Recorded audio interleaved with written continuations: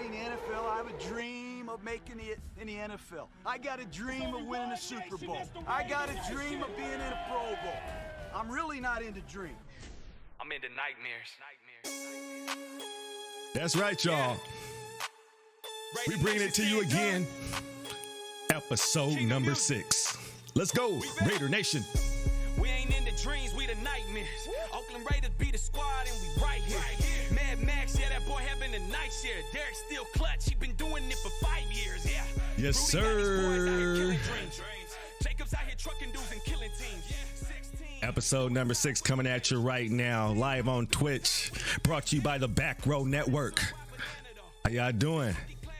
It's been a while.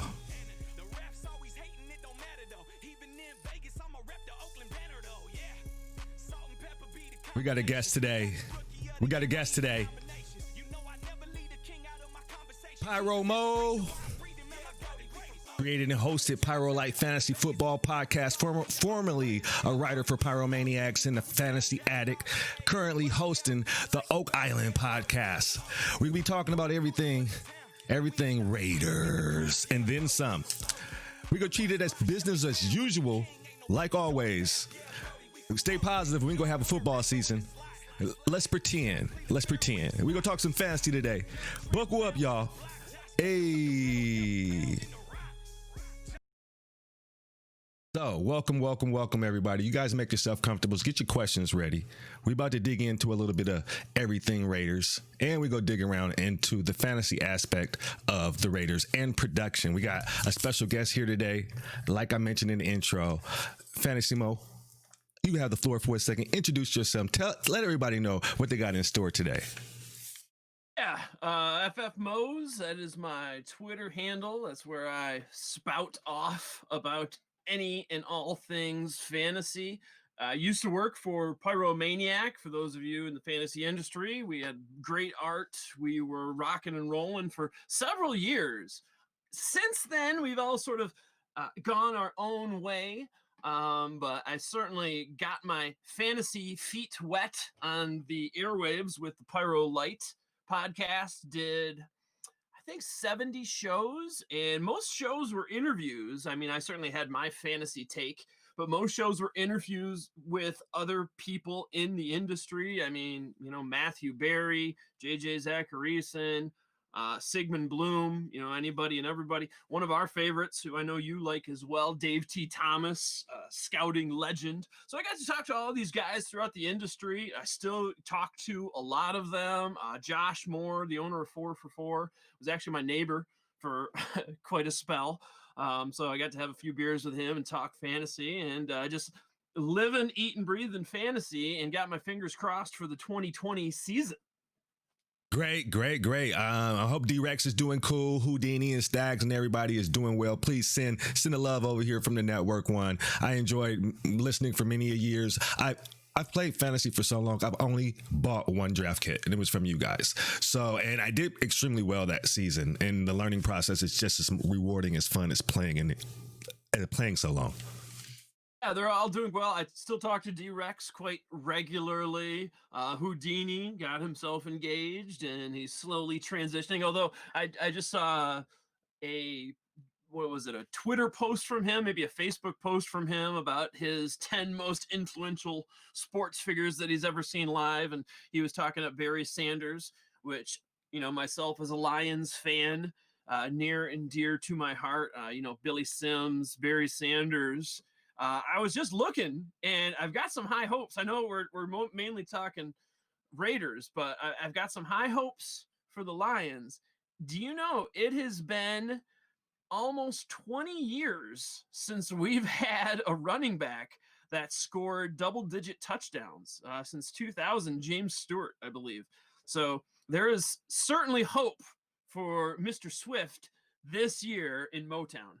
Okay. I like it. I would love to. I got a couple of questions. We got some rankings out over at the Fantasy Fuel podcast website, and I do have some notable rise of Kenny Galladay. We're gonna pump the brakes just a little bit because we're gonna say I don't know how much time you got, but I got a lot of time, and I would like to cover a lot of things. But we kind of owe it to the Raider nations to give them the scoop on the Raiders. I mean, there's not a lot of news going on. We haven't been able to put out a lot of content. And I like to start first with your opinion of Derek Carr. He hasn't been a top 24 quarterback, and I don't know how long in fantasy. His stats, he was a 70% passer, kept his interceptions down, was only sacked 19 times, but he couldn't seem to put it together. The Raiders had a tough go on defense, and that never spells for a good time. What are your opinions on Carr? Carr, I mean, strictly speaking, fantasy, I've always done a late round quarterback approach. You know, that's hashtag JJ Zacharyson, late round QB. He's going in best ball, which I'm doing right now, and I know a lot of folks are doing. And if you haven't done, it's a great way to prep for the season because you got actual money in. You don't have to decide week to week who's going to start, but it's all about drafting, right? So he's going back of the 18th, 19th round right now. There's a lot of other guys I think I would much rather have than Derek Carr. I will say his offensive line is going to be the best it's ever been since he's been there, perhaps, or that's what they're hoping. I saw football guys, Sigmund Bloom and the like, gave 5 offensive lines an overall rating of A+, and the Raiders were the top of the list. So I think that bodes well. Now for fantasy, though, I don't know if it's a Gruden issue, where the fault lies. That they're just a slower team. On average, only 2 teams played at a slower rate than Oakland, and negative game script. When you expect a team to be passing, that is when they're basically trailing by, a touchdown. There's only one team slower.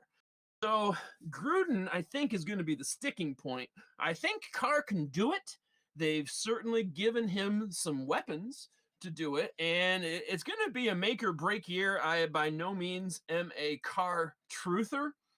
Although I think if ever he was to plant a flag, it's got to be this year with some of the offensive weapons they got around him. I mean, Darren Waller is just fantastic. I picked him up off waivers last year. The guy struggled for a long time, but he's a nice safety net for him. They got some wide receivers, running backs, depending on where you classify them in the draft. So they've got some potential. I am a little worried about the pace of play from Gruden and Carr taking it a little easy. I'm not necessarily a Mariota truther either, but he's certainly going to be breathing down his neck. So I think Carr is going to have a short leash this year. Yeah, I think I'm glad you mentioned that about pace, and you spoke about that. I dug into it a little bit, and the Raiders ran 981 plays. There was only 6 other teams that ran fewer. And listen to the names of the teams that ran fewer plays than the Raiders: Redskins, Pittsburgh, Jets, Bengals, Broncos, and Cleveland. Those are the only teams that ran fewer plays than the Raiders. And for fantasy, there's not a lot of fantasy goo on those teams. And in fantasy, it's all about opportunity, right? I mean, I want as many plays as possible for my guys to score. I want as many rushing attempts as possible. I want as many red zone attempts as possible. I want plays. And if you're playing at the rate that Gruden seems to like, he's kind of a guy that, much like Patricia, it seems to be stuck in an older sense of the NFL, not really on board with the direction the NFL is going. It worked for a long time. That's what he knows. But I really think they're going to have to kick it in gear. They've got some talent. They've got Carr surrounded. Right. I just don't know if they're ready to. Yeah. I noticed or been hearing some grumblings. I believe in Carr. I don't believe I could see him in 2018 being sacked 51 times because the offensive line had so many injuries. But last year they only had 19. That's a big cutback on the sacks. The interceptions dropped as well. But I would, if I was Gruden, I would be like, okay, take that. I think we threw 12 interceptions. I said, guess what? You can give me 16. Take a little bit more chances. Stop being so. You're obviously getting more protection, about twice as much protection. Don't be such a check down Charlie. But the Gruden has also mentioned, or I've heard something, they want to run more 2 tight end, 3 tight end sets. Does that say something good for fantasy production? No. Can you guys hear him? He's talking now. You guys should be able to hear him. Fantasy Mo is here, and we were just discussing how the Raiders, the Las Vegas Raiders, productions from plays, total plays, and speed of plays was very low last season, and they was in the bottom dwelling of plays ran. We were just getting into talking about how the Raiders expect to run more 3 tight end sets and 2 tight end sets, and we were just getting into what does that mean for fantasy. Well, you guys are Raider Nation out there, so maybe you've got a better take as to how. I mean, don't get me wrong, Foster Moreau had a nice looking start to his season. We're talking dad joke himself, Jason Witten, joining at what I believe is 38 years of age. And then, of course, Darren Waller. I mean, Waller is by far one of my favorites on the Raiders. I picked him up last year off the waiver wire in a dynasty league when we were doing our rookie draft. No one had even had him. I mean, if you know his history, he struggled with some addiction issues, was basically bounced out of the league, and then kind of had I don't know what you call it, come to Jesus moment, a moment of, maybe hitting rock bottom a little bit, and realized now is his time. And I think he proved it because the guy is amazing. If you want to look at some stats, I've got a ton about Waller. Now, I think maybe Gruden is doing this because he just doesn't know what he's got. They spent a lot of draft picks trying to pump up their offense. I am a little worried that the mindset of Gruden is old school, and he is going to look to put Witten on the field, and his contract looks as though he's going to be spending some time on the field, which might eat into Darren Waller a little bit, but I just don't have faith in Foster Moreau or Witten to push Waller to the side, because he is just, there's maybe 5 to 6 tight ends. I think I have 6 in my top 2 tiers, and there's a pretty big drop after that. And so I don't know why you're going to mess around with a guy like Waller and eat into his time when you've got some real interesting wide receivers that are, rookies, untested, that, God loves this. They love the speed out there in Raider Nation. So, guy like Ruggs, they're going to love him. But there's a couple guys I think that are interesting, and I really think talent will prevail, and Waller's going to be okay. Okay. I noticed last season the Raiders did not score but maybe 3 touchdowns in third quarters, and that is atrocious.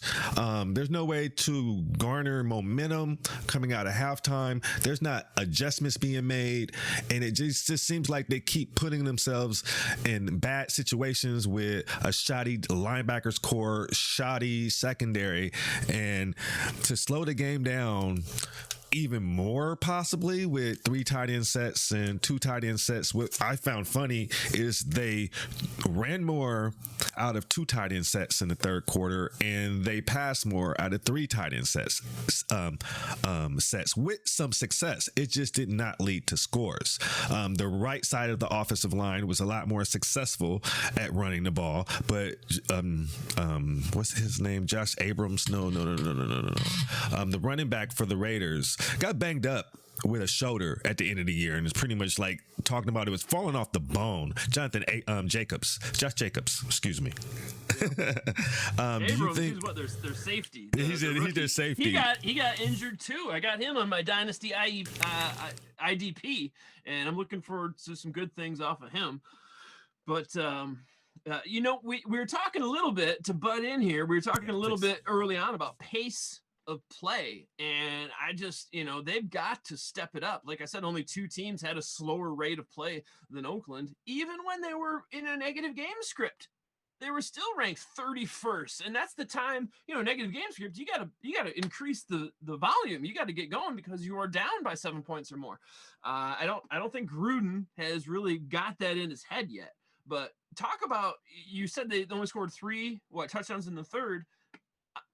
Waller only scored 3 touchdowns last year. So talk about positive regression. He is due. I mean, this guy was second in total tight end yards, second in tight end targets, second in yards per target, second in yards after the catch at the tight end position, first in contested catch rate, yet only 3 touchdowns. Now I gotta believe with, you know, the additions, they got like 3 wide receivers in the draft, depending on how you classify some of these boys. They also picked up, you know, Nelson Aguilar.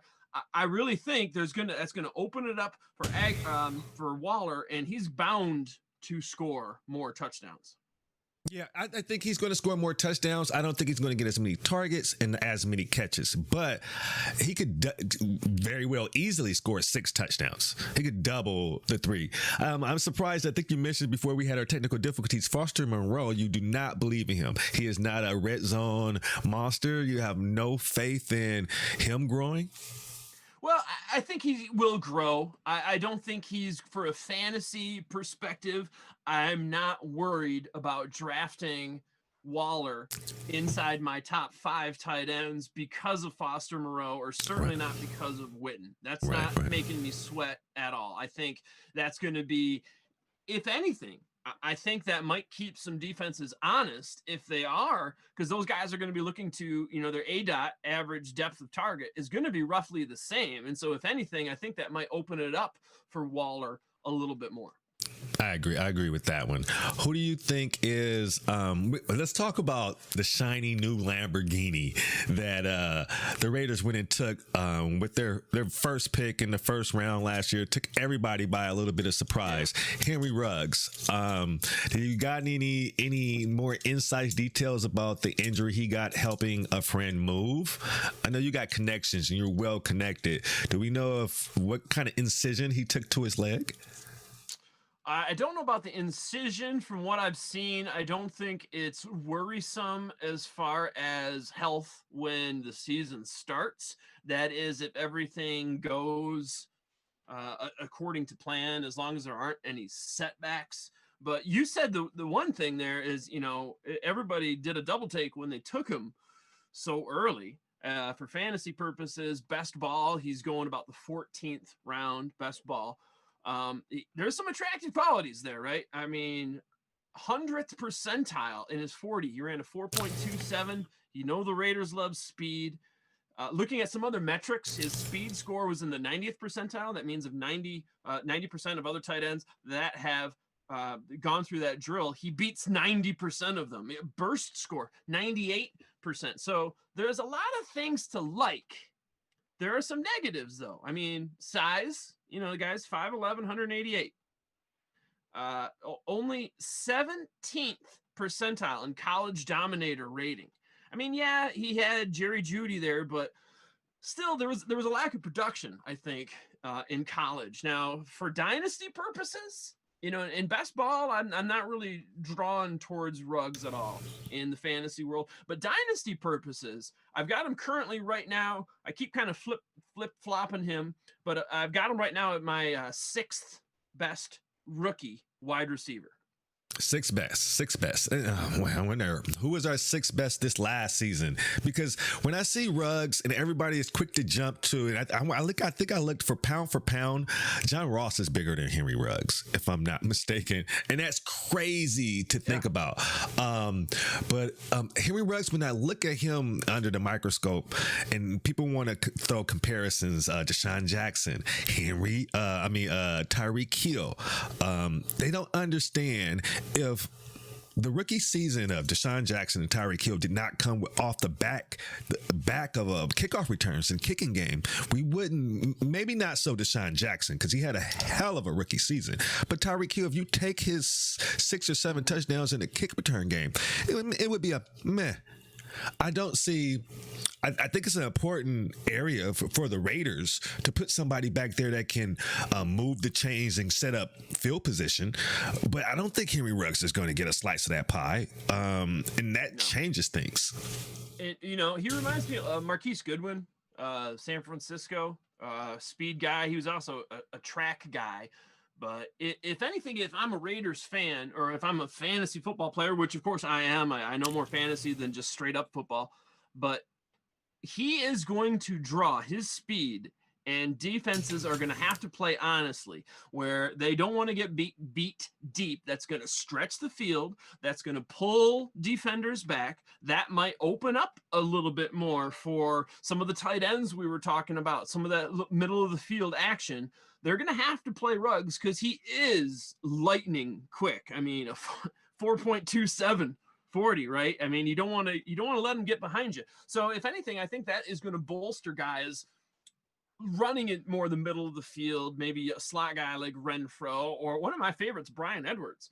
I think he's going to be a big surprise for people. So Ruggs, they talk about draft stock, like where a guy was drafted and how much that moves a guy up in fantasy.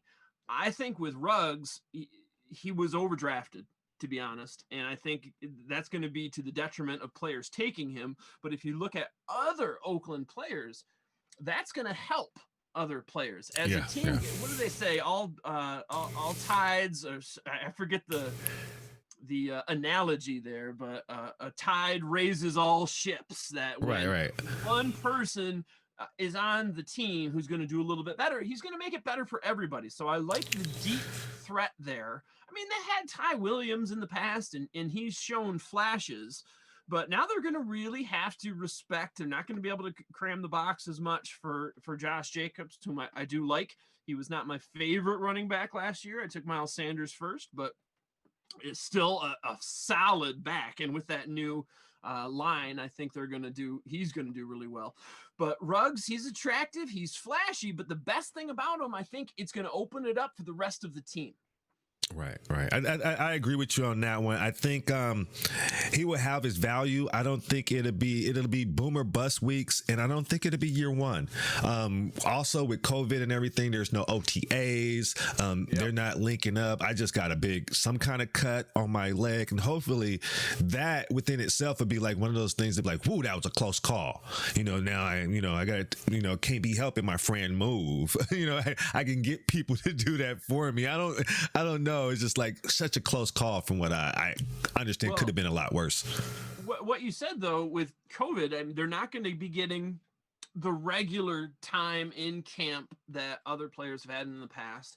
And I think that's going to affect the wide receiver position the most. I mean, in fantasy, we know tight ends, they take a couple of years to really get into the system. Running backs, we've seen, can splash right away. But those wide receivers, they need that time to develop with a new quarterback in almost every situation. They need that time to learn the playbook. So I think a lot of the wide receivers are really being overdrafted. But I think there is something to be said for a fast wide receiver. Not that I necessarily want Ruggs, but I like the fact when I'm taking maybe a Brian Edwards fly around 20 or Waller, as I said, he's my tight end 5. I think that's going to help those guys because they've got such a burner like Ruggs. Would you say it's a toss for you? You speak highly of Edwards out of South Carolina. I retweeted something you posted of a comparison to Deebo Samuels, which I found very interesting. Yeah. Looking at them both side by side through stats. You're not worried at any chance by the non-Liz Frank injury that he did not have? I think it was probably the same injury as Deebo. No, once again, everything I've seen, he is on track to start the season to be just fine when the season starts. But yeah, the foot injury itself, you know, he's a healthy guy, 6'3", 212 out of South Carolina. I really don't think he fractured his fifth metatarsal, I think, and that was right before the combine. From all the things I've seen, that he seems to be on point for starting without any, you know, loss of practice time, without any regular meaningful setbacks. Yeah, I think he so fits the mold of me, and I'm quick to say less like he'll fit that Michael Crabtree role. But it was interesting to see that he returned some kicks and his usage at South Carolina and how much he was able to contribute. We go ahead. Yeah, well, like it's kind of amazing. I think he would have been drafted much higher had it not been for that injury. I mean, he left South Carolina 1 year after Deebo, and if you look at, you know, Deebo's freshman year and Edwards' freshman year, Edwards has him beat every year. Now, Deebo had some injuries, and that obviously plays into it. But Edwards, if you just look at the numbers of his senior year versus Deebo's senior year, Edwards has better box score numbers. And even in the college itself, South Carolina, he's got the most consecutive games with the reception. I mean, in SEC history, Edwards ranks third with 234 career receptions and fourth in the league with 3,000, just a little over 3,000 all-time yards or all-purpose yards. Okay. I hear what you're saying. I find myself with them not getting these OTAs ins and working on the timings and stuff. I see myself gravitating more to Hunter Renfrow. He didn't get going to later on in the season, but I can see him catching 60, 70 balls easily. He probably won't score a lot, but he can sneak in here and get 6 touchdowns. His floor is real decent. He's going undrafted in a lot of leagues right now, and what is this, almost July, so ADP means nothing to people. I mean, what it's going to be a month from now. But how do you feel about Renfrow? I think he's going to lead the Raiders in receptions. See, one with ADP, I can't stress enough, if you are playing fantasy, to dabble with some best ball, because to me that is always one of the best ways I can fine tune my tiers. When you look at other people's ADP and where they're going, a lot of times that's, you know, computer drafted. It doesn't mean anything. But when you're playing against other people for money now, and you can look at ADP rises and falls, you really get a good idea where value is. And I think you can get Edwards in the last round of your draft. I mean, take a flyer on him, and that's when you want to score a guy, because, you know, in most leagues, if you're not playing best ball, you can drop him. If you are playing best ball, it's a flyer. What do you got to lose? And too many people in best balls, they take a safety play. Somebody that, well, they know they're going to get a little something, but I'm not looking for a little something. I'm either wanting to win or I don't care. It's either first or nothing. So I'm going for guys like an Edwards with my last pick that might just be able to score you some big weeks. Now, Renfrow, talk about a tale of two halves. I mean, first 8 games, he got 2 red zone targets, 2 targets inside the opponent's 20. The rest of the season, after the first 8 games, he got 10. In the first 8 games, he saw 4 targets or less 5 different times.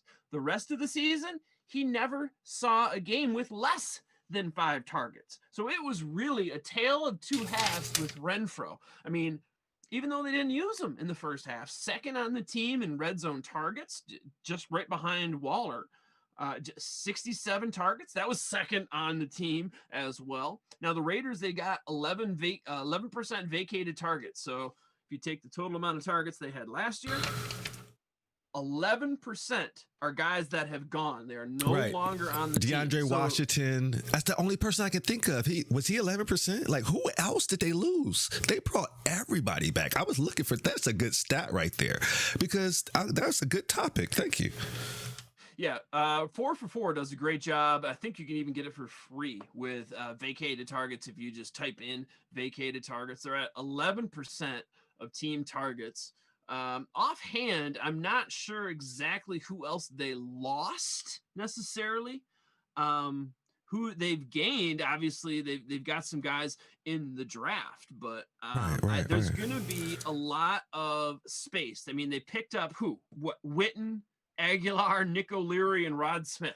I mean, these guys are not going to be hogs taking away from him. So Renfro, he's got himself a nice little, that second half of the season, he's really got a nice little niche carved out for himself. He's not necessarily a fantasy darling, but if you look at, I think a lot of people look at total season stats, and that first half of the season really drags him down. And Sigmund Bloom, one of my favorite analysts in all of fantasy, one of my favorite people, just a genuine good guy. He always talks about breaking the season up into maybe even 4s or 8s, to look it up as though it's not a season you want to look at. It's really maybe the last 4 games or the last 8 games that you want to look at. And if you are doing that with Renfro, his second half is night and day from when it was those first 8 games. And I think he's very much on point to continue that relationship he's got with Carr, and Gruden has more faith in him. And he's, one of those guys that can really occupy and find space. He doesn't have a deep ADOT, but he can get open and be a safety blanket for Carr. Yeah, I think the fact that COVID and everything and everybody being separated and them having that rapport, he's going to be like he's going to be all over it. He's going to benefit. I was looking at the breakdown for Carr, and statistically speaking, last season he was 22 for 30 every game. And I looked at the targets each player skill position received each game on average, of course. And Waller averaged 7. Williams averaged 5, Renfro averaged 5, Jacobs averaged 2, and Rashard averaged 3. That's 22 completions right there. I don't see a whole lot. That 11% is supposed to go to Ruggs, Edwards, and Bowden. What do people? Is it a copycat league? And I think it's a mistake that the Raiders is making, because it's like, we got to try to keep up with Kansas City. We got to figure out to beat Kansas City 2 or 3 times a year, right? That's the goal. That's what I think they really are trying to do. But can't nobody play Kansas City game, in my interpretation. You kind of want to slow them down if you want a chance. You don't want to shoot out with them. So it being a copycat league, Lynn Bowden reminds me of the polar opposite of a Taysom Hill for the Saints. Somebody that's a joker, said to be. He's going to get on the field and have a chance to create in space along with Ruggs and Edwards. But is that in total? What would 11% if they all went to one of them? Now imagine sprinkling in, if Gruden uses all his weapons, which I think he would like to, he's going to sprinkle that in and maybe get that up to 20% between all of them, barring injury. They're all making a team.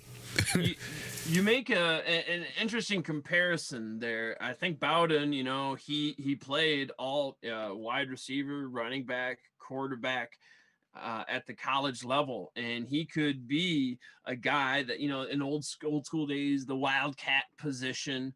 We've seen what it can do down in New Orleans. They've got a couple of interesting guys that I really am intrigued to see how Gruden does use them. I am worried that Gruden won't use them to the best of their ability, like a guy like Bowden, because I think there's so much untapped potential there. We saw what he could do. He's also you can get him for free in most drafts. But after his first couple of years there at Kentucky, he really, it was due to necessity. Some dudes got injured there, but we saw what he can do My gosh, what he had 185 carries, 1,400 yards, 13 touchdowns, was averaging almost 8 yards a carry. And this is a guy that started his college career as a wide receiver. You know, he's going to be interesting depending on how he's used. And like you say, we're not going to really know how he's used because of the situation of the world right now. So a lot of these wide receivers, you got to be hesitant this year, especially on taking also with Bowden, on taking a wide receiver, but you got to look, guys like Antonio Gibson for the Redskins, he's the same kind of guy, but look at your league. There are some leagues that qualify both these guys as a running back. Some qualify them as a wide receiver. I would much prefer to draft a guy like Bowden or Antonio Gibson as a running back. Many leagues, I just looked in best ball in my FF10 from Fanball, they're qualifying them as a wide receiver. I don't like that as much. However, if they qualify as a running back, now that's really attractive. Sleeperbot has Bowden qualifying as a running back and a wide receiver, and I can see if he gets about 8 pass attempts in this year, they're going to have to respect the quarterback position for possibly super flex. We're getting ahead of ourselves because I don't think the usage is, unless he's electric, unless he's who's returning kicks, is once we figure that out, that might change my opinion on ranking. Edwards has experience. Bowden in situations, maybe punts. He's really electric. He can create. I doubt Richard is going to be back there. I doubt Riggs is going to be back there, but they have a couple of options. But the person who wins that job, I think, is going to win Gruden's respect and just force their hand to try to get on the field more, because they got players that are established now. Witten, if they're going to play 3 tight end sets, that's another thing. If they're playing 3 tight end sets, is Ruggs going to be on the field? No, Williams, Renfro ain't gonna be. I can see Williams and Edwards. They're going big. They want some bodies. You want your X and your Z. But if you're playing these formations to control clock or time of possession, that's not necessarily a Ruggs skill set. What do you think about that? I mean, right now RotoWire has Ruggs as the wide receiver 2. Renfro's coming in slot wide receiver 3. You've got Edwards 4. Heck, you've got Aguilar and Zay Jones at 5 and 6. I mean, these guys were starting wide receivers, just as recently as last year. You got Keelan Doss, who's back at 7, who, we watched him on HBO. Gruden likes him. He's got some flashes. It's definitely a crowded field. And, it might come down to a guy like Renfro or a guy like Williams that has experience and chemistry with Carr, because these other guys, whether they're rookies coming in or Zay Jones or Aguilar, who hasn't been there in the past, who have no chemistry with Carr, that's going to be a big leg up this year. I mean, it has to be, just getting that timing down. Knowing what to do when things break down. That's why I think Renfro is a great guy. When things break down, he can find space and be a great security blanket. And be like an extension of the quarterback. Like, that guy that played quarterback and safety in high school turns out to be a better quarterback because he understands what's going on. I watch Renfro, and it seems like that quarterback knows his next step without the eye contact and everything and learning. He makes it easy to throw him open. He knows how to not take huge hits. He's such a crafty safety blanket. I think of Amendola, Welker, Element, even about the skill set he has. Because if you look at him on Hard Knocks, you're like, wait, you play football? You're amazing. We got somebody that just reported in chat that Cam Newton is signed to the Patriots, but I believe they're trolling. I'm just going to put that out there because I'm pretty sure my phone would have fell apart, but we're having technical difficulties here. We are going to check that out. But if that is correct, I'm going to confirm that. We're going to move on a little bit. I've got it here. Okay. Yeah. Cam Newton finds a landing spot per RotoWire. Newton has agreed to terms on a 1-year contract with the Patriots, as reported by Adam Schefter. Newton just turned 31, but I'm not sure why it took as long as it has. I mean, I know the guy's banged up. I know he's got some injury issues, but Lord knows there are some teams in the NFL that need some help. And that's Patriots with Bill Belichick.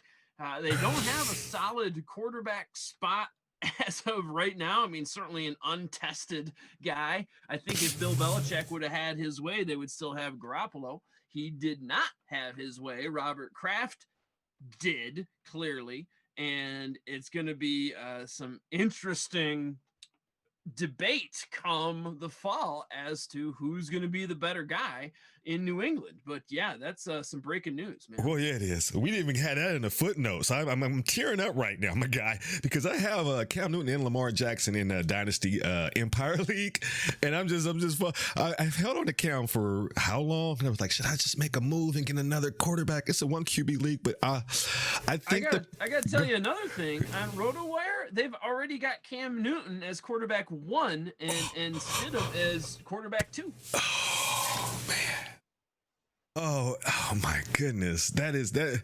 Thank you, Teddy B Assassin. Sorry for me to call you out and be like, that was a troll post. I just couldn't believe it. I thought you were just saying something right on. Appreciate you, my guy.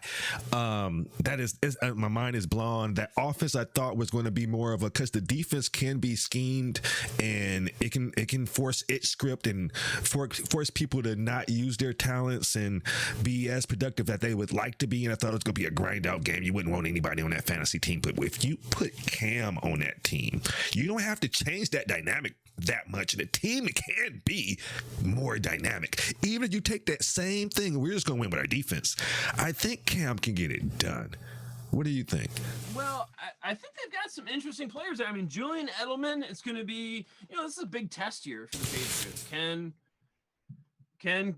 Wild Bill do it without Brady? Can Julian Edelman be the same kind of player he was without Brady? Let's face it, Cam Newton and Tom Brady are night and day differences to how they play this game and Julian Edelman's feel for once that ball gets snapped, what he's going to do. But you got, Mohamed Sanu, who we saw him with Atlanta for so long. He might have struggled a little bit. New England's a hard system to come in and learn. He did better than most. N'Keal Harry, who I'm still a bit of a N'Keal Harry truther. He got banged up a little bit last year. He was in Dynasty. He was the number 1 wide receiver draft pick. And I think in fantasy, look at a guy like DJ Chark, year 1 into what we saw last year. It used to be the thing in fantasy, the 3rd year wide receiver breakout. It can take some time for these receivers, and I have not signed off on N'Keal Harry. I think he's a great pick right now in fantasy. And then you got, Sony Michel, you've got James White, Burkhead. You've got some interesting players there, not so much for the tight end spot. But you add Cam Newton to that, and that's going to get real interesting. I mean, I'm sitting here because, as being a Raider fan, the hate for the Patriots, and I'm a Dolphins fan as well, is so rich. And I think hate is a strong word, brother. And I was like, okay, they're finally finna get it given to them. They finna fall off and then, not that anything's guaranteed, not that Cam is he can go in and beat Tebow. Honestly, if we want to keep it 100, or he can go in there and he's a former MVP going to the Patriots. I don't know. I may be a little bit. I may need a minute.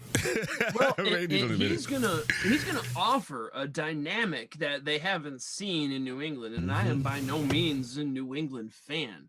But the way Cam approaches the game and the way defenses have to approach him is going to be night and day difference from what they've had there in the past. And we saw, he's got that body that we saw him running for so long, and he just took abuse, and you kind of thought, oh, this guy, he's going to make it. He's a tank.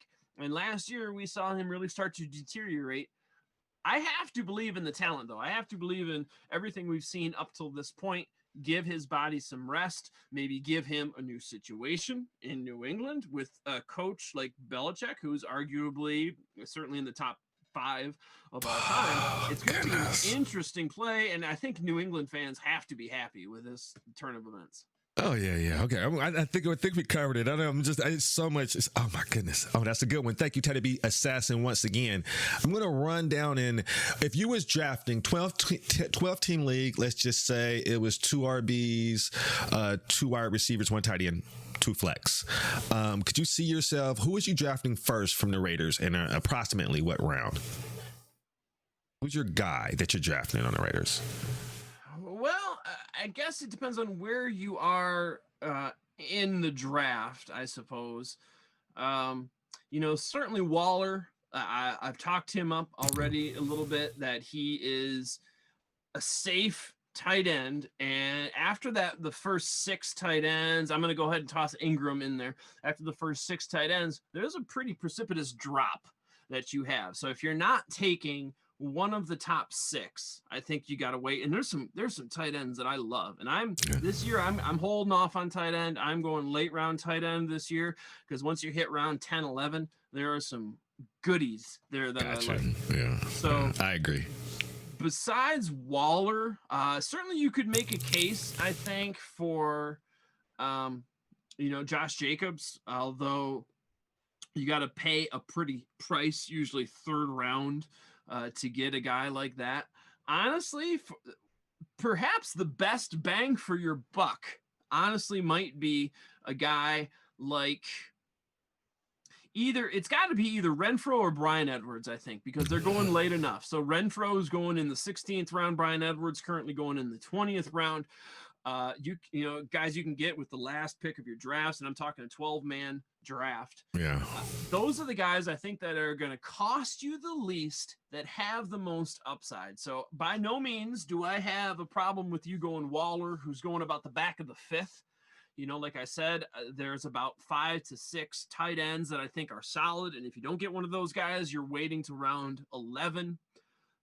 Other than that, it's got to be Waller or Bryan Edwards. It's got to be Renfrow or Bryan Edwards. Those are the guys that I think are going to give you the biggest bang for your buck, and you can get them late in your draft. If you're going 0 RB, or modified 0 RB, Josh Jacobs is not a bad guy. If I'm going to only take one running back in the first 6 rounds, he's not a bad guy, except he needs to get more catches. Yes. And now I could see him getting, 50 maybe this year if things go well. And if that happens, I like him as a 0 RB running back, but it's just too risky. There's no guarantee that he's going to get 50. There's no guarantee he's going to get more receptions than he has in the past. So, it's just too much of a price you're paying for a big question mark with Josh Jacobs. He's got an ADP, a 2nd, 3rd round, depending on where you're drafting. So I'm going Renfrow in the 16th or Bryan Edwards with the last pick of your draft. Got you. My thing with Edwards, Jacobs, I would love to get him, but that iffy if he catches more catches, and then not only that, watching him, he runs so violent. He got banged up last year, but you got to factor in just his style of running, and it's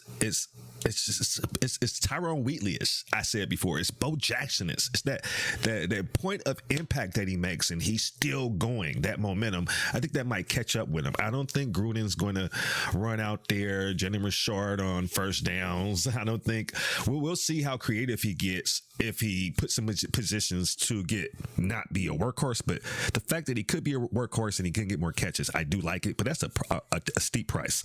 With Josh Jacobs, though, if I could get him, if I'm going running back early, and if I get him at my 2nd RB, I'm pretty happy with that. Although this year, I don't know. I think there's a case to be made for modified 0 RB this year. And that is if you can lock up one of the top 6 running backs and then wait until round 6 or 7, that's a very interesting approach. You can be picking top-notch.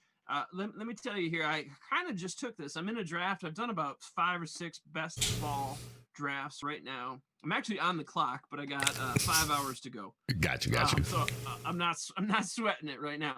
But I kind of took that approach. I had the top pick. I took Christian McCaffrey. And then I went I got Kenny Golladay, I got Allen Robinson, I got DJ Chark, and then I followed up with DeAndre Swift. So I'm even going to stack Hopefully none of my people are listening in this league. But I'm either going to stack some Matthew Stafford. I'm a Lions fan. But I think it's a very interesting year. While all those other people, if I can lock up a guy like, Christian McCaffrey, and then everyone else is going running back, I'm going to load up on top tier wide receivers. If I can jump out and get one of those top 5 to 6 tight ends, I think you're going to be sitting pretty. Yeah. It's one of those. Everything is what we look for in fantasy. I don't want nobody to tell nobody. Every year there's a Mark Andrews you can get in the 10th, or the year before you can get in the 9th Lamar Jackson. Before everybody got on a hype train, that value, getting that gem late, sets you apart positionally, especially in tight ends. I know you mentioned Waller, and say you're lowballing, and some negative news comes out about Waller, and you're just trying to look at ADP. And you're watching, you're seeing what tight ends are going, how longer can you wait before you grab them, and boom, right before you pick somebody, pick Waller. Now you're in a position to wait 5 more rounds, and you really got your eye on somebody. And we're going to step off the Raiders right here. Somebody I really love who can be that guy this year is Hayden Hurst. Just got traded to the Atlanta Falcons. Do you have any opinions on Hayden Hurst? Is he one of those tight ends for you that you can grab late, that can be a top 5, top 7 tight end? Yeah, I think I really like that approach this year, where you can wait. Now, last year, I got Waller. I had a Lamar Jackson last year. I got Mark Andrews in another league. And with tight end, I think historically, if you look at it, if you cannot get a top tier guy, maybe even the top 2, then it's best to wait. And there are some guys that I really love. I do love, just to throw out a couple names. I mean, we can come back to Hurst, but yeah, no problem. Please do. I love Hayden Hurst. I like, this year, Chris Herndon could honestly be the Waller from last year. I mean, he got injured last year, but if you look at his first year numbers, they are out of sight. I think Herndon could be that guy. I think Hawkinson can be that guy this year. Gesicki, whose metrics are off the charts. I mean, this guy is an athlete, to say the least. So Dallas Goedert, if Ertz goes down, Dallas Goedert's got to be in the top 3. But even without him, he's good. So if you can't get a top 6, I'm going to toss Ingram in there. Let's even say top 5. If you can't get that, I'm waiting until around 10 or 11 to look for a Hayden Hurst, to look for Gesicki, and you can get Herndon in like round 16, 17. I really think he's a sneaky guy right now that nobody's paying attention to. Gesicki's ADP is rising. Hawkinson's ADP is rising. Everybody's kind of turning away from Herndon, and I really think he's a sneaky play. Yeah, he don't have a lot of wear on that tires. He's been on the shelf a lot. He's still particularly young, probably pretty hungry too. Moving on from tight ends, he was talking about zero RB, modified RB, and I tend to go that way traditionally in leagues that I play in. 3 wide receivers, 2 flex. If you on the upper echelon of wide receivers, it'll balance out you taking some flyers on running backs and grabbing people later on in the draft. But I like that approach. You have to know who you're drafting against and who you're playing against, because you can position yourself well depending on you're drafting 1st overall or 12th overall if you know your opponents. Running backs late. We were going to talk about. Let's move over to. But you know what? Before we get there, I got one other thing for you. You brought up Hayden Hurst, right? Yes, and yes. I do like Hurst. And we were talking a little bit earlier about vacated targets. The Atlanta Falcons. No other team has more vacated targets than the Atlanta Falcons. 16 per game are gone from Atlanta. And this is, again, 4 for 4. You guys can go out and get this for free. From John Paulson. 16% or 16 targets straight to that position? Now, as I'm saying it, I think it sounds like too much, but I'm going to double check it. It is Atlanta. They have vacated targets. 39.6% of the targets from last year are gone, and that comes down to 16 per game that Atlanta no longer has. Now they've got Laquan Treadwell is an added guy that's going to suck up targets, Hayden Hurst, and then, of course, Todd Gurley. But no other team from last year to this year has given up more targets. And now here comes Hayden Hurst. He is probably all of those guys I mentioned, he's my favorite amongst those guys. I mean, last year, 1.69 yards per route run, exact same as Zach Ertz. More than Hooper. That's the guy he's replacing. I think he's going to have more usage this year. I mean, he was a guy that was just outshined by Mark Andrews, who was, one of the best tight ends last year. But Atlanta, they passed on CeeDee Lamb in order to address need, which arguably they probably should not have done. But because of that, I think a guy like Hurst can feast in a team, Atlanta, who's given up 16 targets per game. You're pretty good at this because I forgot where I was headed and you brought me back to Hurst, and I really like him more now. Listening to what you just had to say, that is an extreme amount of targets. That's totally different. What did you say? 36% is different from the 11% that the Raiders is working with. You guys see that? That's team total, but this is position total.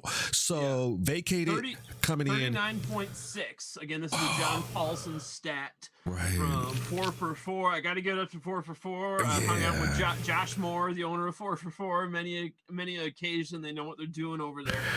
But, wow, that's amazing.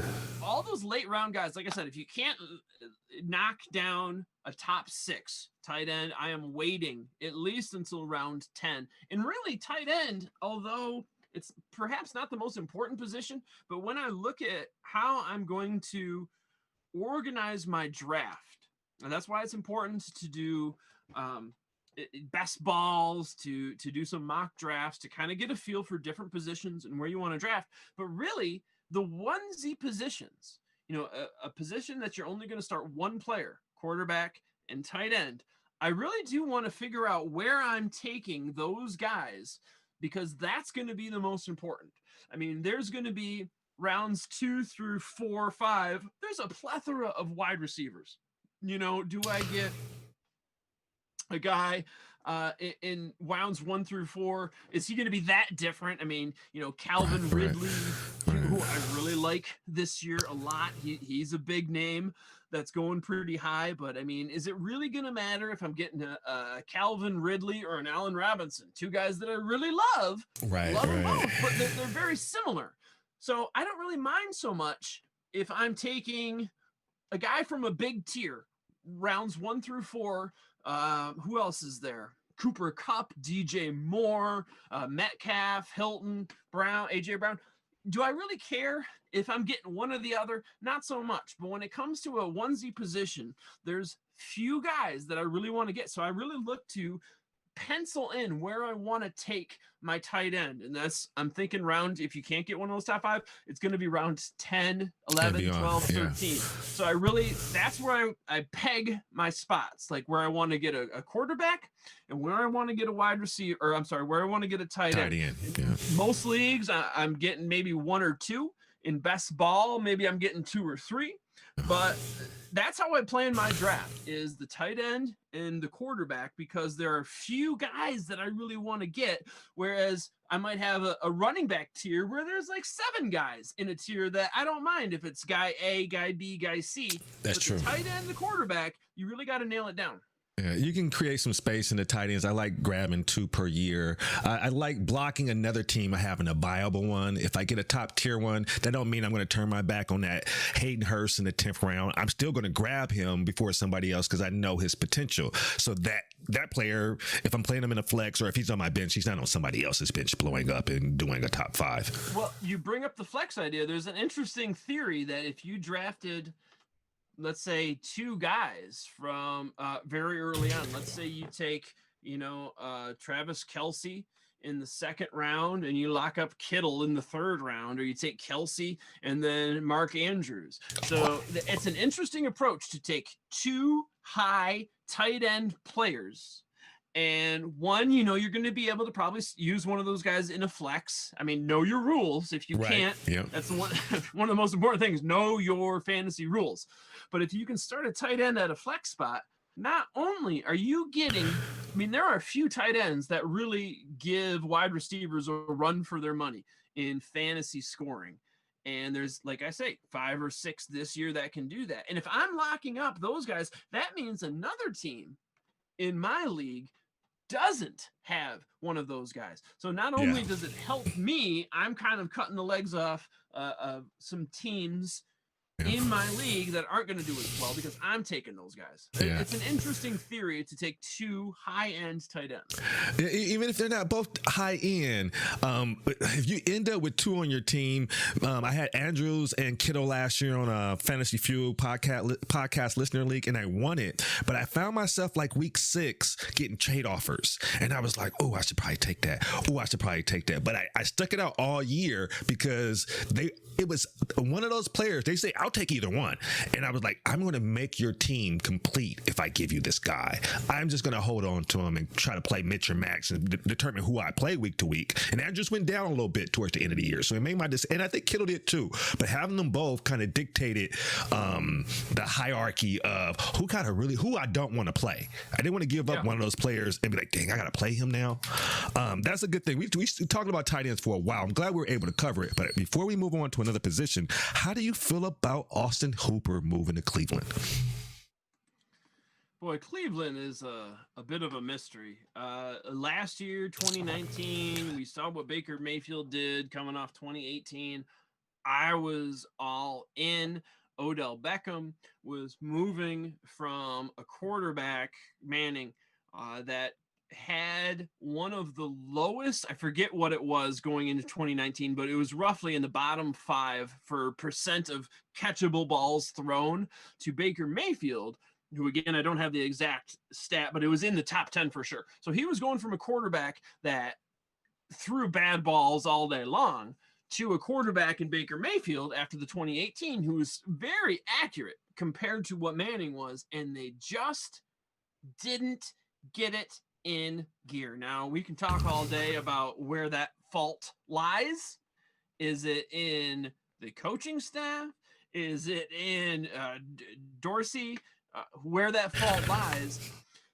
But I think the tight end position is going to be certainly interesting there. And I'm still excited about Njoku because he got injured and he was very exciting. So they've got some real potential at the tight end spot.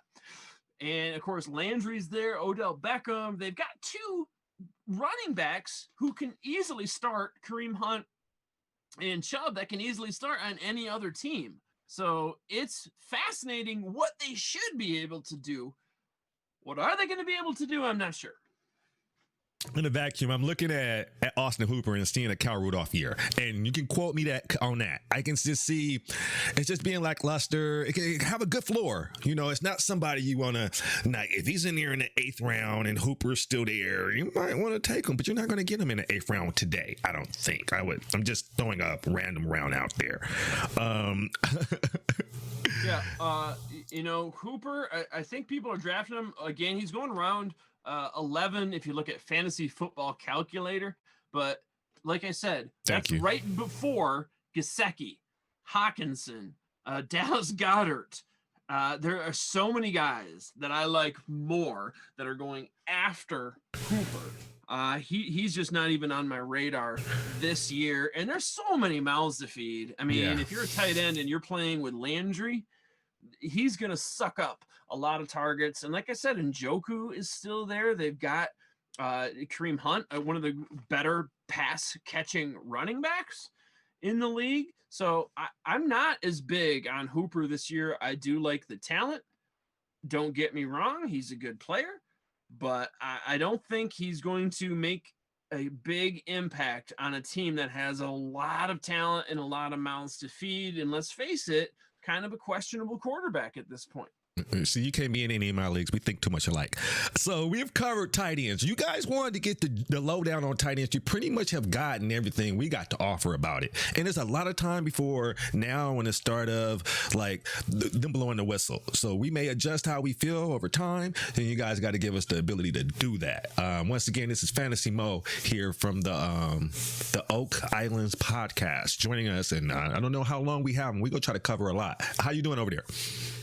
Yeah, I'm doing good. I'm doing good. And let me just make a little caveat here that I don't hate players. It's not that I don't like Hooper. I just don't like Hooper in the 11th round. Now, if he drops, maybe it's a whole different story, but it's really dependent upon ADP. It's not like I'm never going to draft a guy. I'm just making my decisions based off market value.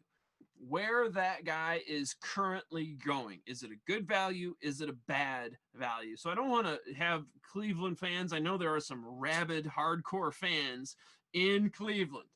Don't hit me up and tell me that I'm an Austin Hooper hater.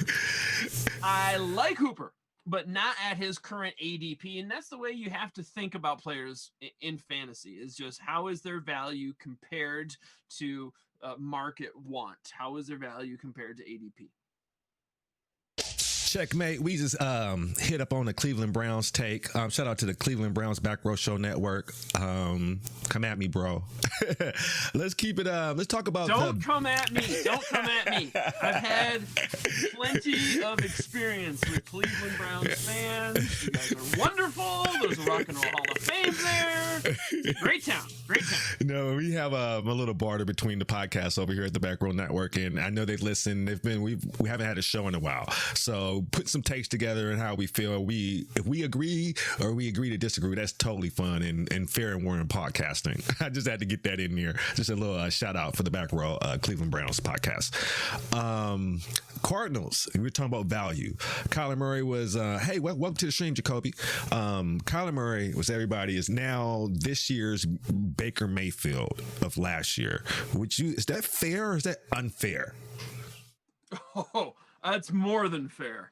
I am all about Kyler Murray. I've got my. I know nobody wants to hear about my fantasy team, but I took over a dynasty. No, please team. Please do. I took over a dynasty team. It was an orphan team. It was a bunch of my friends, and they're very serious players, so they know what they're doing. This guy paid for my first 2 years because he felt like his team was just so terrible. He was paying too much money. He was never going to dig himself out of this hole. So he paid for my first 2 years. My first year, I basically ripped the team apart. For the draft pick, I got voted pick number 1 in year 2 because we take the average points that a player scored, and then we balance that. We vote to see who's going to get the pick next year. I got the first pick. So I was basically, after year 1, I was voted the worst team in the league. And I won the league. Wow. Year 2. So I'm very happy with Kyler Murray. I got Lamar Jackson. I picked him year 1.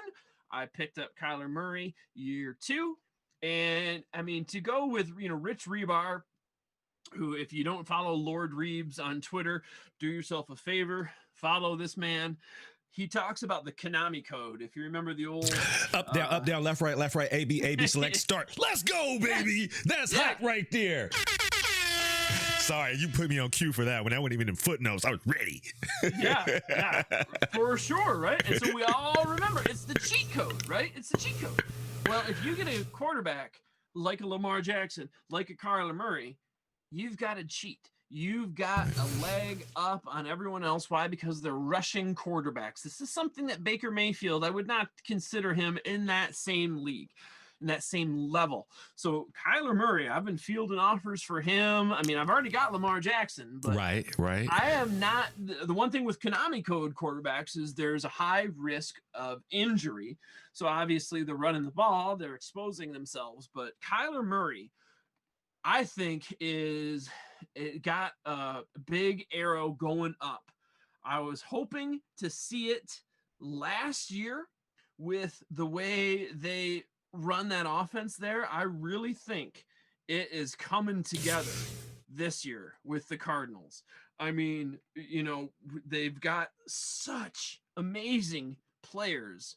I don't know how teams can really stop Kyler because there are just, so many other players to account for. I'm excited, super excited to see what's going to happen in Arizona this year. And real quick, if I can click over to my most recent tiers, I got Kyler number 5. Okay, that kind of led into my next question.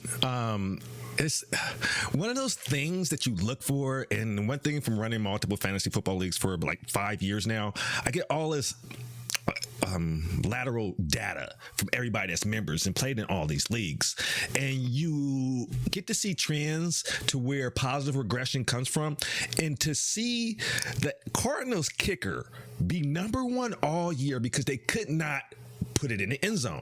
I don't know how many plays they ran, but they wasn't on the list of one of the lesser teams to run plays. They just couldn't score touchdowns.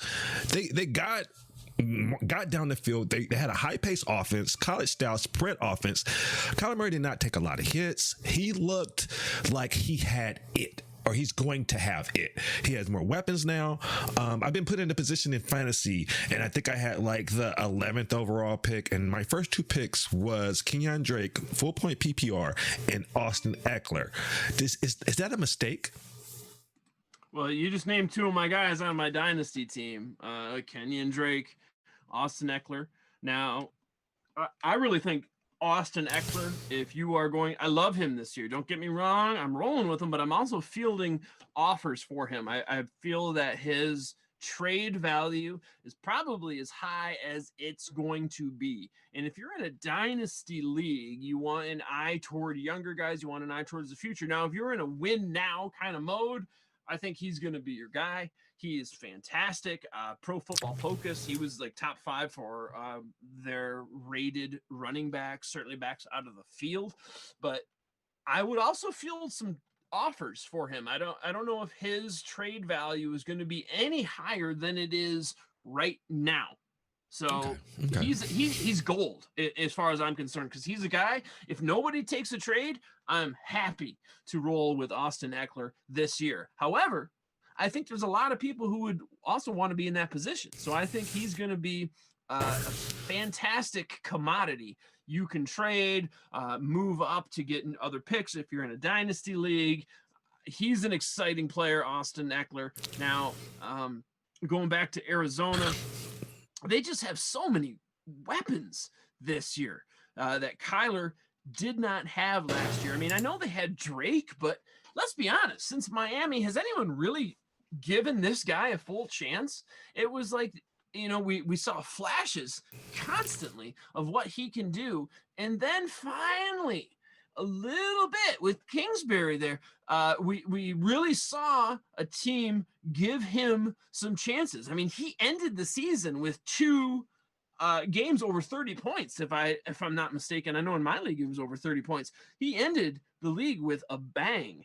So you're going to have him, you're going to have Hopkins, there's just so many guys. And I really think what we were expecting to see out of Cliff Kingsbury's offense and Kyler Murray last year, we're going to see this year. Okay, I can see it, but it's always like some kind of give and take, correct? Like, take for example, Hopkins left a situation with the Texans. He came over. Now they have Kenyon Drake. Carlos Hyde isn't Kenyon Drake.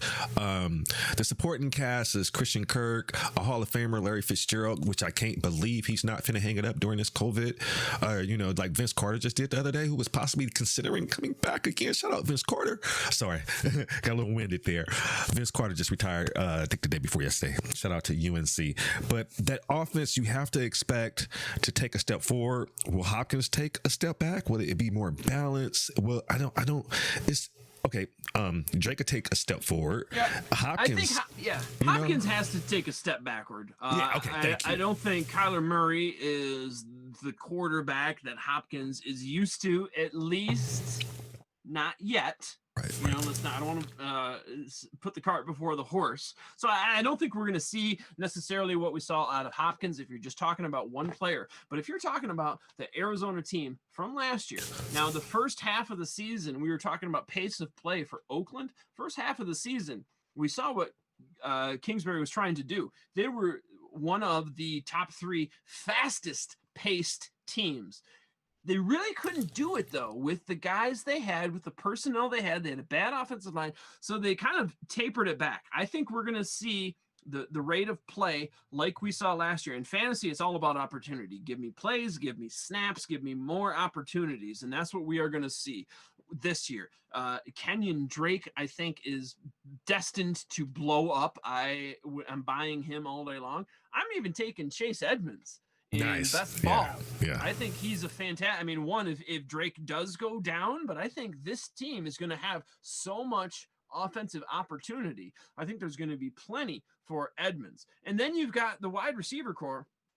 I mean, Hakeem Butler, who I know there's guys nice one. Foresight. Who love him, and there are guys that hate him. I know Matt Waldman from Football Guys, who I love Football Guys, love Sigmund Bloom, but Matt Waldman said he was, one of the best players he's ever charted at the college level and did not live up to the hype, but he's buried on the depth chart, and we were talking all about him last year. So let's look at the other guys. They got Hopkins, who's coming over from Houston. They got Larry Fitz. We know all about him. Christian Kirk, before Hopkins came over, I was buying Kirk all day long. In Dynasty, I still like Kirk. Andy Isabella, loved him last year. He didn't quite get the time on the field I thought we would see him get, but he is really fantastic. Keyshawn Johnson, this guy was starting last year. He's bumped down to 5th on the depth chart now. That's how much talent they have. So I think it really, all the hype that everybody was talking about last year in fantasy and how many plays they're going to run on Arizona, they're going to do it this year. I am super excited for Arizona to see what they've got. And Kyler Murray, man, if you want to get one chip, you want to get just one little piece of this offense in fantasy, Kyler Murray is the guy to get it. I so dig it. Arizona Cardinals, there you have it. I think that's pretty much covering the Cardinals. I want to ask you about your Lions. You got a lot of passion in your voice. I know there is not any team in the world you have not did your homework on more than the Lions. Am I lying or am I flying? I've seen every Lions game for I can't tell you how many years. I remember being a little guy when Billy Sims broke his ankle or broke his leg, and I remember everybody in the room like the breath being taken away, and I knew at a young age how serious this was. So yes, I have been a lifelong Lions fan. I went to see him last year at Green Bay. We went to foreign soil to see him. They were winning for 59 minutes and whatever it was, 56 seconds, and they kicked a field goal and beat us. So yes, I am fully tied to the Lions. The ups and downs, unfortunately, it's been more downs than ups in my life. Yeah. I've made jokes before. The Lions is where running backs go to die. I'm a Nebraska Cornhuskers fan, and Amir Abdullah was dear to my heart, and I just feel like skirned. He was, oh my goodness, shout out Amir. But we've been there, done that, and go ahead. The backs. Amir Abdullah. I mean, Kerryon Johnson, who's there right now, but Theo Riddick, Notre Dame guy. Joique Bell, who I got back up behind me over there. We had Reggie Bush, Jonathan Best, Kevin Smith, Kevin Jones. I mean, we've had so many promising guys that just left us drinking heavily. Wait. I think you forgot one. You forgot one of you guys is factors. Didn't LeGarrette Blount go there and kind of shine? Or did he falter? No, Blount was there. He was. They definitely used him red zone.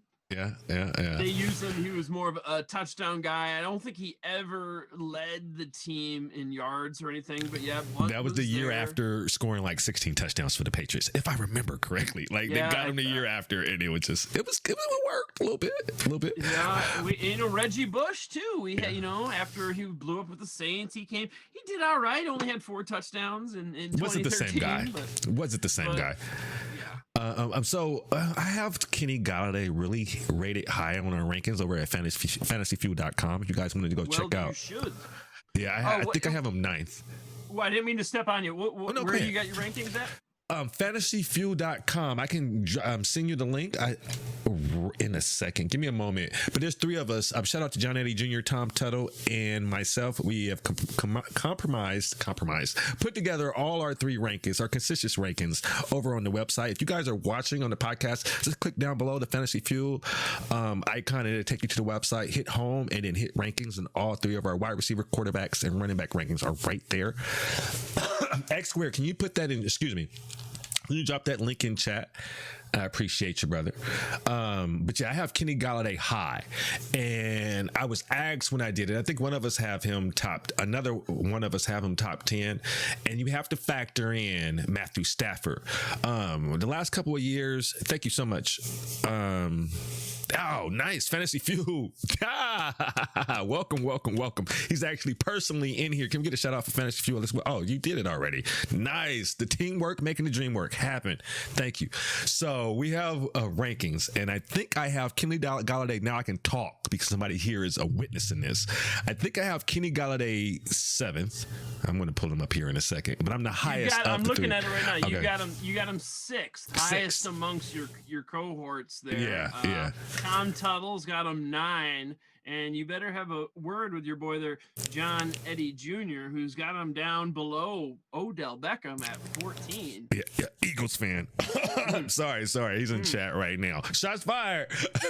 But just no.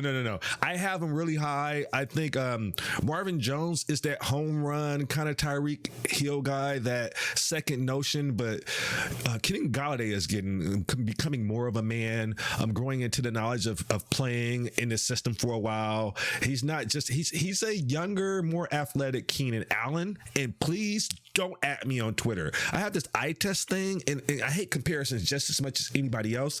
And you want to say Megatron, or you want to give him because he's in a Lions uniform, but the talent that he has and the arm length, I don't even know his hand size, but he has only gotten better and more consistent every year he's been in the league. He's been in the same offensive scheme now for a couple of years. He's about to get his quarterback.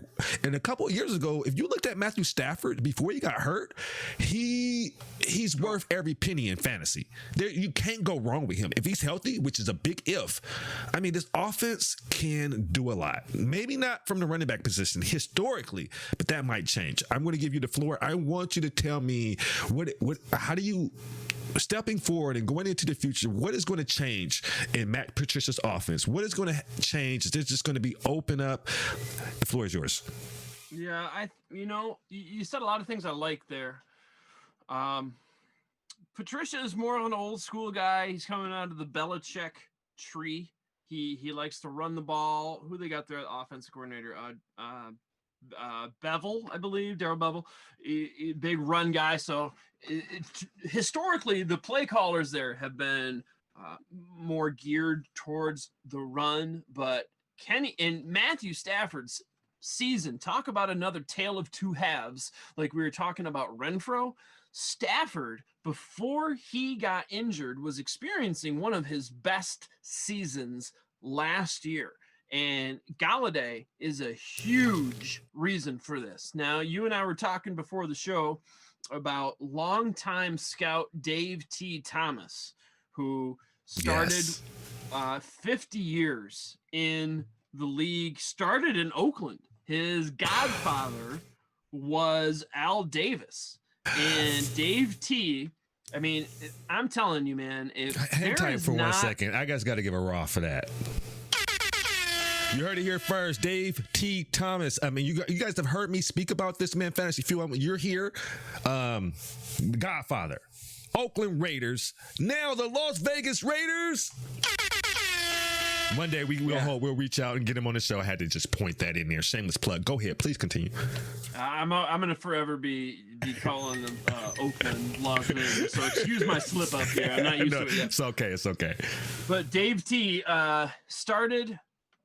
Excuse the history if I mess this up, but started when he was about 14 for Oakland. He showed up at Raiders camp. His godfather was Al Davis. His dad was a scout for the Raiders. And so his dad brought him along one day, and Al Davis is there with his scouts, and his scouts are, giving their reports and whatever. And Dave T, 14 years old, is laughing. And Al Davis stops the meeting. He says, "Kid, what are you laughing at?"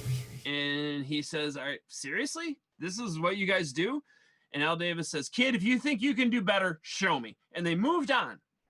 1 year later, Dave T showed up at 15. I kid you not, at 15, with over 1,000 typed pages. I mean, typewriter pages with a scouting report, with all this stuff. And he has been in the league since then. He's certainly taken a step back this last year, but I mean, he is one of those guys in the league that I don't think people have really heard of. When the league did NFL drafts in New York, he did what was called the NFL Draft Report. And that was the report that the NFL sent to every single team that explained who all the rookies were. This was Dave T for 40-something years. I mean, he's been in the business for over 50, but when the draft left New York, he stopped doing it because he's a New Yorker and he's just fiery like that. He is one of those cogs that have been in the NFL for so long. And the way he can turn a phrase, the way he sees things. I mean, nowadays you got scouts that talk about stats and metrics, and believe me, I'm all about the metrics, but he was the kind of guy that would go, and he sent me some of his reports. He would talk to a guy's junior high football coach. I mean, he did his homework. He was unparalleled, if you ask me, for scouts. Look him up, Dave T. Thomas. He loved Kenny Golladay coming out of the league. By the way, he also picked, to do a recent tout for Dave T, he picked Philip Lindsay when, nobody was talking about Philip Lindsay when he burst on the scene as a rookie. I remember. I couldn't remember who it was, but it was way pre-OTAs. Visit. It was this is how I found out he was an invite sent over like randomly. He didn't get a pro day or something. He had a pro day, but didn't get drafted to the combine. Please continue. But I remember hearing his name, and I got something out of that tip. Please continue about that one. I've seen guys on the NFL Network tracing like who talked about Philip Lindsay first, and it was so-and-so. No, it was Dave T. Thomas months before anybody was talking about him. He also talked up Kenny Golladay. Loved Kenny Golladay coming out of college. Hasn't quite hit the hype that I think he deserves, but I mean, let's talk last year before Stafford went down. Only played 9 games last year. In that time, there were 3 wide receivers that scored 9 touchdowns in the first 9 weeks. Michael Thomas, of course. But then you've got Marvin Jones and Kenny Golladay, all from Stafford. So Stafford, I really think, if healthy, and there has never been a question of Stafford's health. Last year was an anomaly. He's a guy that's always on the field. I believe he's going to be on the field for every game this year. Now, during that span, I think Golladay was perhaps one of the most exciting receivers to watch. During that span, he led all wide receivers in deep targets, 40 yards or more. He was 5th in air yards. This year, he's going into a contract year, as is Marvin Jones. So I always think that's some incentive for these guys, especially in fantasy. They want to turn it on. They want to make money, rightfully so. Kenny Golladay with Stafford under the Darrell Bevell system, I think is on pace, as he was last year, to have a hell of a year. And I think he's going to do that this year. Personally, I've got him certainly inside my top 10. I believe I have him, looking quick, think I have him 9 right now. Got you. I've got him 8. I've got him 8 right now. I can agree with that. I just see like taking the next step forward. I just see the tradition of this offense. It's going to be a lot of good things to come, a lot of volume. When I look at people that I look at the previous season and see what percentage of snap rates they was actually on the field. Like there's some plays that is not, you're the third part of the progression. And in some plays, I'm pretty sure that's true with Golladay. You know, you're stretching the field, you're getting balance, and maybe somebody runs an out better or this side of the field, depending on the hash marks and things like that. So he's going to spend maybe somewhere to 94% of snaps played. He's not coming off the field. Marvin Jones will come off the field before Kenny Golladay do. And you want to look at somebody that has all those opportunities. The run game, when we talked about TJ Hawkinson, and we know late round, you can get a Marvin Jones and he can get you 8 touchdowns. And he's one of those, he just makes those amazing, timely plays with Stafford. If you want to double Golladay, you got somebody else you got to respect. He gets lost in the sauce, and not that he's not extremely talented. I'm glad you mentioned that they're both playing in contract years. So, Kenny Golladay I've seen multiple plays where his blocking is fierce. Hines Ward like. Now, nobody blocked like Hines Ward, but Kenny Golladay is starting to become one of those receivers that not only you feared of from running routes, but you got to keep your head on the swivel for if the ball is being ran. If you have not seen Kenny Golladay and some of his tremendous blocks, you guys should check those out. And that speaks to defenses when they're guarding you. Not only do I got to watch you to go for a long one, I got to watch you might knock my ass smooth out. And this will be created as adults. I've had like one shot so far, but we finna turn up. I'm that pumped about Kenny Golladay. What I'm concerned about, the offensive line and the running game. I think Swift with the COVID and everything, and how it's pass blocking and that's Jonathan Taylor with all the mileage. But Kerryon Johnson is somebody I would like to think about grabbing in a modified zero RB kind of approach in drafts these days, because Swift and Johnson is going around the same area.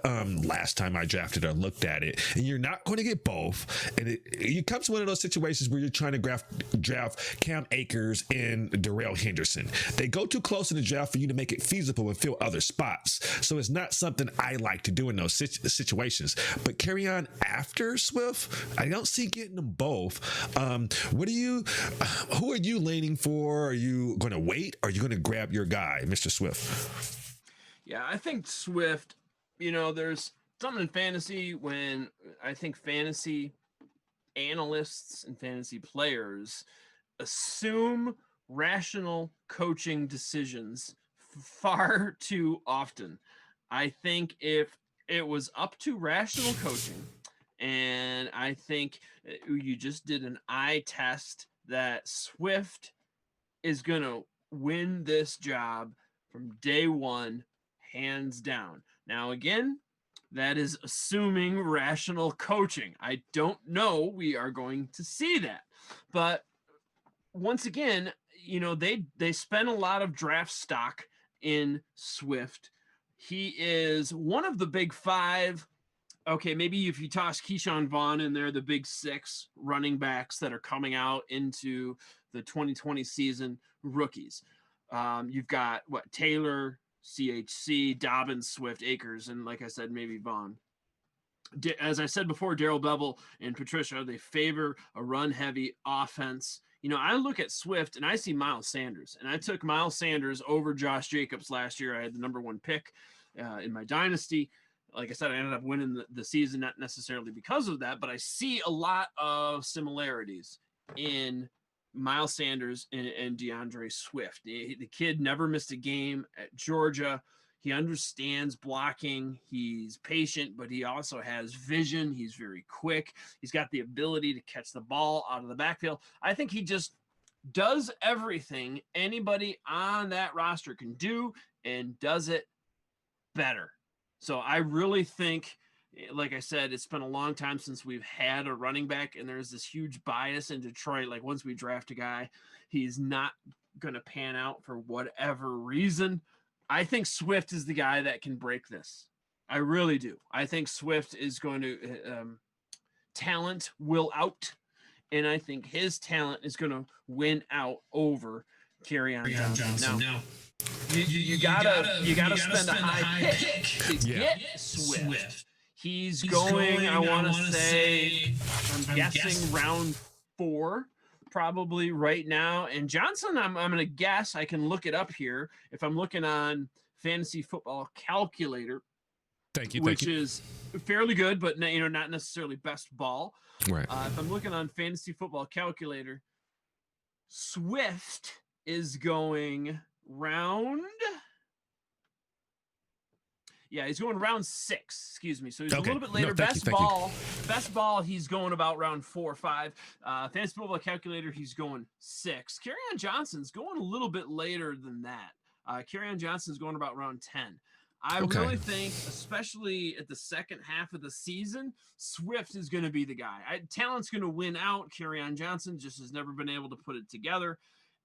Swift just has, this is one of the best running back classes we've seen in a long while. And we've sort of been cheated in years past with some of these running backs. We've seen a lot of good wide receiver classes coming out, but this is one of the best running back classes that I can remember in a long time. And Swift, like I say, he's in the top 5, maybe the top 6.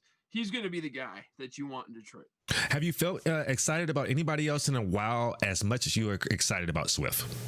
Well, I would say I'm more excited on the line. Are you talking Lions? Lions. I'm more excited about Kenny Galladay because I really think this is going to be his year. I would, if I had to choose, I would take Kenny Galladay hands down over anybody. But I do love Swift. I do love Hawkinson. I do love Stafford. He's a guy that you're getting late. And the thing is with quarterbacks, we talked about the onesie position a little bit. I am totally okay with drafting in a redraft league where you draft every year. I'm totally fine with drafting one quarterback. And if I fail, then I'm going to stream. No problem. Because the quarterback position, you can easily do that. Tight end position,